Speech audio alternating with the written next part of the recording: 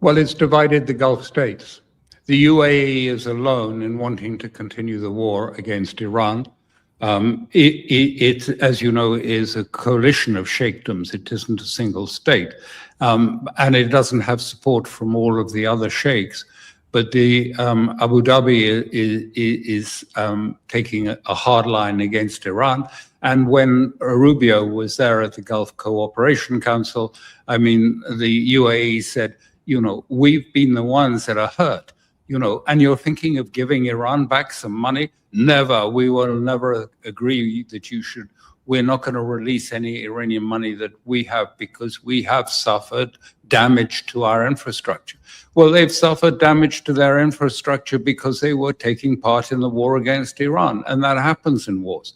They were, if you like, complicit in the attacks on Iran. Now, Saudi Arabia is taking a different line, along with Oman and some other states are coming together to say we need a new security structure. The American one, it's over. They're not going to rebuild their bases. And anyway, those bases have become hostage to fortune rather than an asset. And so we are going away from that, and we're going to look to a new structure, Gulf-led structure without United States involvement in it.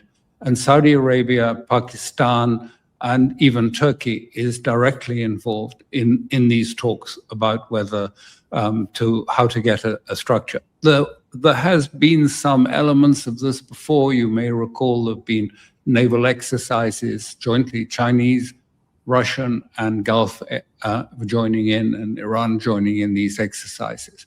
And Iran will join such an element. So Saudi Arabia is moving in that direction with Pakistan towards creating a separate, if you like, security structure, because they've decided that the United States is not any longer a protective force for them, that they're better off coming and talking to the Chinese, the Russians, and Iran about protection than going back to Washington. So there's a shift there, and that's what you saw. And it is very symbolic that they should come to it because of, although Saudi has had a relation, there's always the tension that exists between, if you like, those particularly Gulf Sunnis and the Shia of Iran. And going back to the Shah's day, it's always been a tense relationship because Iran at that time, Persia, was the power in the Middle East, and the sheikdoms were really quite small powers by comparison. So the real question is, just real quick, where does that leave us, especially if the United States is bleeding allies as well as losing military capacity here? Where does that leave us if Iran stays true to what you just suggested they will, which is the Strait of Hormuz is ours, the fees will be charged, period. There's no negotiation on that. And Trump says, no, you can't. And it comes to a head. Can we go back to military force if we don't have the Saudis on our side? It's not about that. We're in a holding pattern because I think particularly Trump is totally preoccupied. And I know, having been part of a government, how sometimes, when one thing is on an issue, you go to say, can the prime minister consider something in Afghanistan? And they turn to you and say, oh, for God's sake, do you know what's on the agenda for today? Don't bother us with all of this.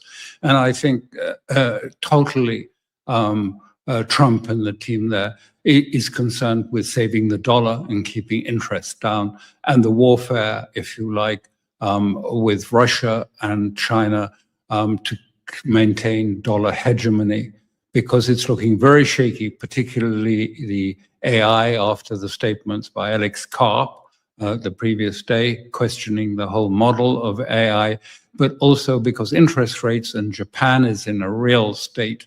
So the real question is the big war that's going on, which is the war about economic survival of the United States and the possibility of an economic crisis coming. So I think at the moment we're just in a holding pattern. Israel is in a holding pattern because Netanyahu is in great difficulties in Israel. I mean, it looks as if he'll lose the election and therefore could go to prison because his immunity runs out if he is no longer prime minister. And I think Trump is very concerned about the debt market, about the bond market, and a bond market collapse in the United States.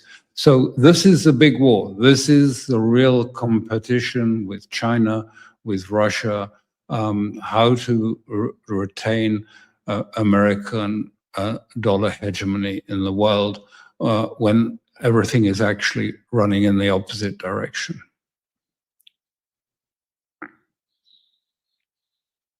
Got to bring yourself in, Danny. Sorry about that.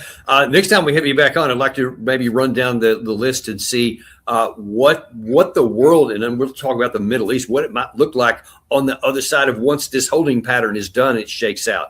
But because I think that's fascinating, and I don't think it's going to be the way many in Washington think it will be. But before I let you go here, last thing, I'd like your view on something. You were a British diplomat. You're still tied up into that world, and you understand how things have worked for quite a long time. I'm going to show you something that was said on U.S. television yesterday with no embarrassment, no apparent idea that there's anything wrong with this. There was some conversation you may have seen here recently that there was some consideration or attempt potentially to assassinate Ghalibaf and some of the other folks during the negotiating period when we were trying to get the MOU. That question was put to a U.S. commentator yesterday. I keep hearing that we can't kill the leaders of another country when we're negotiating with them. I'm sorry, that's not how the rules work. Right. The rules say we can't invite them to a negotiation, sit them at a table, and then go all Game of Thrones red wedding on them. That's against the rules. But once they have shown that they're not going to work and they're actually an obstacle to peace, then we have every right to go ahead and turn some of those people into their component molecules and fly some missiles in through their windows to make sure that the rest of the people who are negotiating on that side know not to mess around with President Trump. And I can guarantee that the CIA and Mossad have a list of people who could be that have that happen to that is long and distinguished. That could be a good next step. I'm almost just speechless. I cannot believe that's passed for mainstream view in America. How do you react to that? Well, firstly, I'd just like to correct what you just said before, because I have no entree into the British or European diplomatic system. I'm an outsider from it, looking in rather than being on the inside, commenting out. Just to make that clear, I have no particular entree there. I just think that we are experiencing a complete nihilistic moral collapse in the West in so many ways, about money, about the sort of absolute brashness with which the administration in Washington just takes money and it doesn't even hide it. Is actually proud that it's screwed another $1 billion or $2 billion from other people, and also the sheer lack of morality that we see, that we've seen in Gaza. And comments like that are just, I mean, what can one say? They're just really quite disgusting. Yeah, and it's just really, really shameful to me, just as a human being, certainly as an American, and hopefully he will receive rebuke on that. Well, it's not that, because how do we get back? That's the question: is how do we rebuild some moral values in the Western world? That is what we have to do, because we have lost sight of what it is to be human. We are undermining civilization, our civilization and all civilizations, by these sort of completely amoral actions that we take place. We have to try and find a way of recreating a civilizational structure that provides, if you like, the moral foundations for how people behave and how they are. They always come basically from your old myths and narratives of a civilization.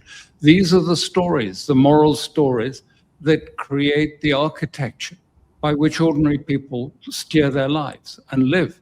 And when you lose that, you are on a path to utter destruction. And that was an example of someone on the path to having no moral standing at all, to suggest that it's fine to kill leaders of other countries. It's really very, very distressing to hear that, but it should be condemned